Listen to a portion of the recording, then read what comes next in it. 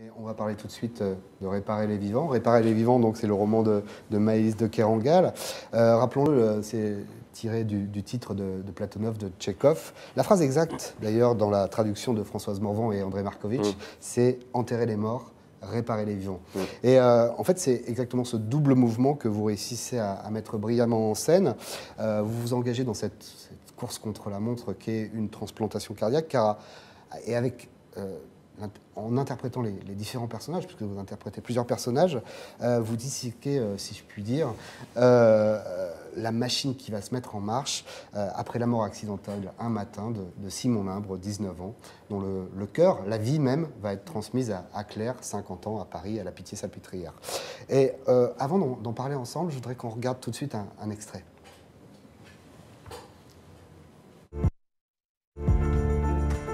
Je veux voir Simon. Virgilio Breva, vous partez prélever à l'hôpital du Havre. Qu'est-ce qu'ils foutent à la Pitié? Je vous pose cette question car si la personne décédée, ici votre fils, Simon, n'a pas fait connaître son refus de son vivant, si elle n'a pas exprimé son opposition, il faut nous interroger ensemble et nous poser la question de son consentement. Attendez, du consentement à quoi? Du consentement au prélèvement de ses organes afin de permettre des greffes.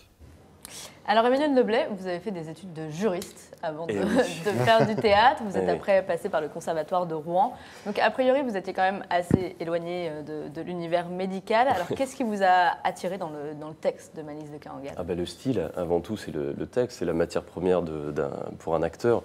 Moi, je fais cette démarche-là pour faire un projet personnel après 15 ans de métier avec différents metteurs en scène, différents partenaires de jeu. Et je cherche à un moment à faire un projet qui m'appartienne. Et quand je découvre ce texte, donc le début janvier 2014, je sens ce souffle, cette écriture.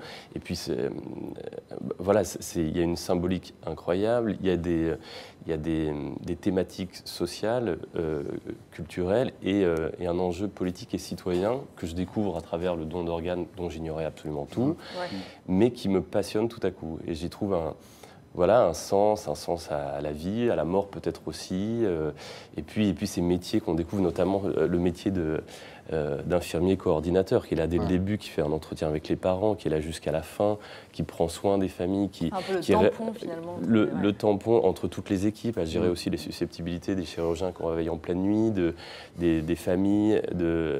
Donc il y a à la fois cet aspect médical très, très précis et en même temps un facteur humain sensible, fragile, psychologique, très fin, magnifiquement décrit par Maëlys de Kerangal. Et à la lecture, je me dis, c'est évident que ça, c'est une matière de théâtre. Ouais. On ne vous a pas dit que c'était du théâtre au départ. Non, on m'a pas dit que c'était du théâtre. On me l'a rappelé pendant 14 mois en disant, mais qu'est-ce que tu vas faire avec ça? Et moi-même, j'avais des intuitions. Je me disais, il faut se mettre face au public comme un coordinateur se met face à des parents. J'aurai 2 chaises et je mets une blouse blanche parce que c'est pas de décor, quelque chose de très simple, comme ça les gens imaginent. Moi, j'aime ce théâtre-là où moins on en montre, plus le spectateur imagine. Et le seul en scène, il permet ça. C'est-à-dire qu'on sait très bien que le mec ne peut pas tout jouer. Du coup, on imagine. Et les gens me disent, c'est formidable, vous jouez tout. Et c'est pas vrai du tout. Il y a beaucoup de voix off. Mais ils vont imaginer les parents, ils vont imaginer telle ou telle personne. Et c'est là où je trouve qu'on se rapproche le plus du livre, dans la mesure où on peut se refaire son film et réactiver son imaginaire comme à la lecture. Ouais. Et justement, moi, ce qui m'a frappé dans la mise en scène que je trouve extraordinaire, c'est vraiment le fait que vous réussissiez non pas à vous effacer derrière ce drame et derrière le texte, mais à sans cesse mettre en valeur les mots de Maëlys Kerangal. Enfin, pour le dire autrement, à ne pas faire un numéro d'acteur, à essayer de rester toujours dans la pudeur, de jamais aller dans le pathos non plus, comme si vous vouliez être, ça correspond un peu à ce que vous venez de nous dire, un passeur. Rester un passeur. C'était l'ambition. J'espère, merci. Moi, je voulais pas faire le malin avec ça, surtout aussi parce que le sujet s'y prête pas du tout. Il y a une pudeur dans l'écriture et moi, je suis pas je crois d'un tempérament suffisamment exubérant pour... Enfin, il fallait pas du tout faire ça. C'était le risque. Il y avait deux risques. C'était soit le pathos, sombrer complètement dans le pathos parce que le bouquin est bouleversant, soit faire regarder... voilà. Alors, il y a un passage où, parce qu'il faut sourire un peu, sinon ça n'est que drame, et que le bouquin est fait de passage de la vie à la mort. Il y a un moment où sur le chirurgien italien qui en fait des caisses, c'est écrit dans le roman, bah, j'en fais des caisses aussi. Et puis ça fait respirer un peu le public et je crois qu'on en a besoin. Mais ouais, il fallait rester pudique. Ouais. Alors François parlait justement de la langue de Maëlys de Kerangal et surtout de ce vocabulaire médical que vous arrivez à rendre théâtral et presque poétique. Ça vous a pas effrayé ça au départ, ce langage purement technique? Eh ben, je crois que j'ai... oui, enfin, ça ne m'a pas effrayé, mais je sentais que, comme une langue étrangère dont on va aimer la musique, ça peut participer de l'attraction et voilà, captiver le public. Moi, j'aime ces moments où c'est comme un début de chapitre où on ne sait plus du tout où on en est, on est complètement perdu, mais on a aimé ce qu'il y a avant, alors du coup, on va continuer. Et on retombe sur nos pattes. Et c'est ça aussi dans le bouquin, il y a des trucs, on ne sait pas ce que c'est incroyable. Je ne savais évidemment pas ce que veut dire ischémie ou laparotomie, mais voilà, et on découvre ces spécificités de ces métiers et des métiers de passion qui nous passionnent, nous intriguent, et j'ai aimé ça. Je suis sûr que ça participe de l'écoute du spectateur. Ouais. vous en êtes à la 188e. Oui, je crois. Hier soir, 188. Ouais. Hier soir, 188e représentation. Bah, pour quelqu'un, enfin, on vous disait que c'était pas du théâtre. Finalement, c'est du théâtre. Vous avez le Molière, le Beaumarchais. Vous disiez que vous avez mis en scène cette pièce parce que vous ne trouviez pas de rôle ou vous n'aviez pas de rôle. Est-ce que justement cette pièce-là, cette aventure avec le texte de Maëlys Kerangal a changé votre vie professionnelle ? J'espère que qu'on va me proposer autre chose que des seuls en scène, parce que maintenant on me dit tu vas faire notre seul en scène. Ça y est, le nouveau Philippe Cobert. Non mais oui, moi je veux pas refaire de seul en scène. D'abord celui-ci, je pense que je le continuerai à le jouer longtemps parce que j'ai un bonheur fou à le jouer, mais je veux retrouver des camarades de jeu et j'espère que ça va donner envie à des metteurs en scène de m'embaucher comme ça s'est passé pendant des années. Oui. Après c'est avant le Bourgeois Gentilhomme avec la mise en scène de Catherine Yegel. Et donc moi j'espère maintenant retrouver des camarades de jeu dans d'autres productions. Un peu seul là Oui, c'est une solitude. C'est une solitude jouer seul. Enfin, c'est vraiment c'est jouer avec le public parce que elle est là, l'écoute. Mais oui, c'est vrai que, enfin, en tournée, là je retourne à la maison le soir, mais quand on est en tournée, comme ça m'est arrivé pour les 126 dates l'année dernière, quand on se retrouve tout seul dans la loge, et ensuite, bon, j'ai un régisseur génial, mais quand on a mangé tous les soirs de l'année avec lui, et quand on cherche la taverne ouverte après 23h, de Maître Canter. Il faut pour ne pas le citer, c'est le seul ouvert après 23h. L'attention du public, justement, c'est toujours la même chaque soir. Vous sentez qu'il y a des moments différents selon les salles et ils réagissent de manière ils réagissent de manière selon les passages. Ouais, ils réagissent. J'ai des points de rendez-vous. On sait que si là à ce moment-là le silence il est là, on va le retrouver là et là. Et on sait que il y a toujours des points de repère. Et voilà, on sait sur n'importe quel spectacle, les acteurs vous diront si là ça rigole là, c'est gagné. Mais s'il n'y a aucune réaction sur ce point-là, eh ben, on va sortir les rames pour le reste. Et c'est vrai. Et c'est comme ça que à chaque soir, on s'en rend compte. Mais ce qui me fascine le plus, j'ai aucune explication, c'est pourquoi, et je vais le revérifier là en jouant une longue série à Paris, pourquoi dans une même ville, tous les mardis ressemblent à peu près aux mardis précédents, etc. Non mais c'est vrai. Et que le public du jeudi n'est pas celui du vendredi, qui n'est pas celui du samedi. Est-ce que c'est géosociologique? Non mais c'est vrai. Le samedi, les gens ont plus envie de sortir, de se marrer. On va envoyer Emmanuel Todd. Non mais il y a quelque chose à identifier là-dedans, ces réactions communes d'un jour sur l'autre, d'une semaine sur l'autre, qui sera pas la même chose la veille. Alors on a une question sur le chat de Facebook, une question de Fessal qui vous demande si vous avez un passage, une scène préférée dans cette pièce.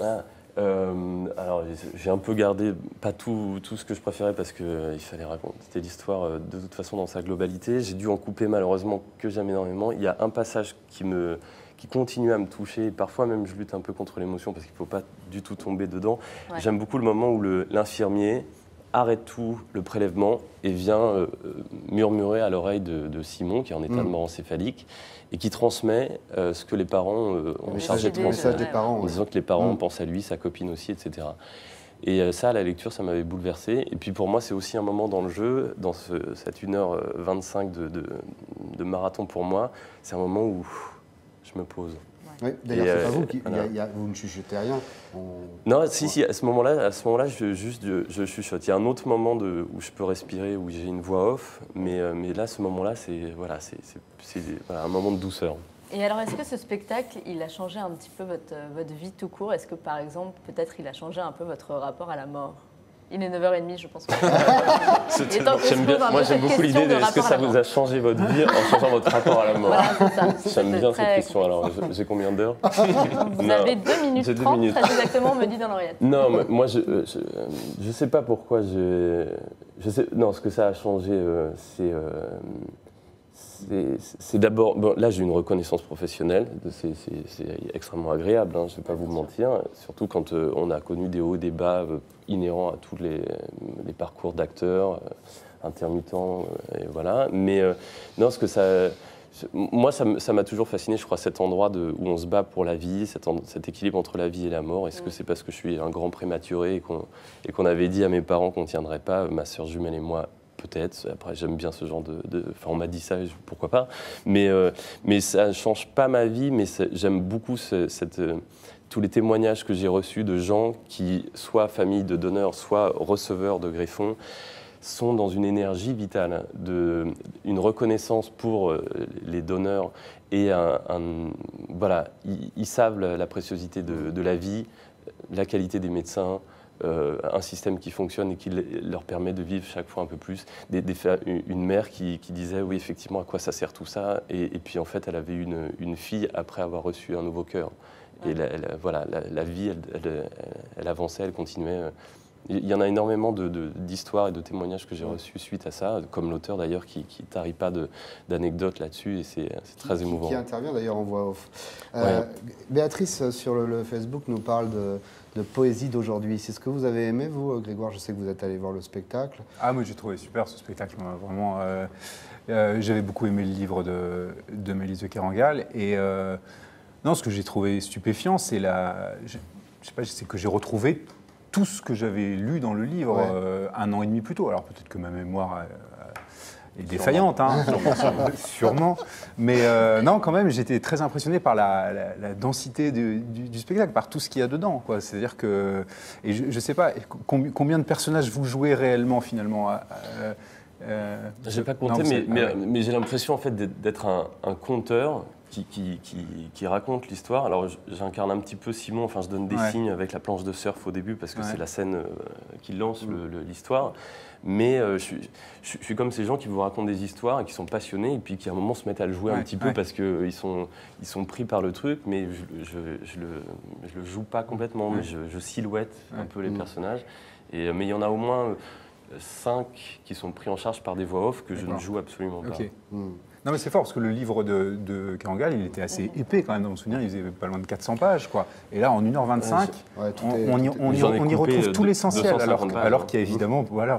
Enfin, les coupes ont été. Le travail sur le texte, moi, m'a beaucoup impressionné. Et puis après, il y a le jeu d'Emmanuel Noblet qui est en tout cas, Emmanuel Noblet, vous jouez jusqu'à la fin du mois de décembre, hein, au théâtre si tout se passe bien, au théâtre du Petit Saint-Martin à Paris. Merci d'être passé par le studio.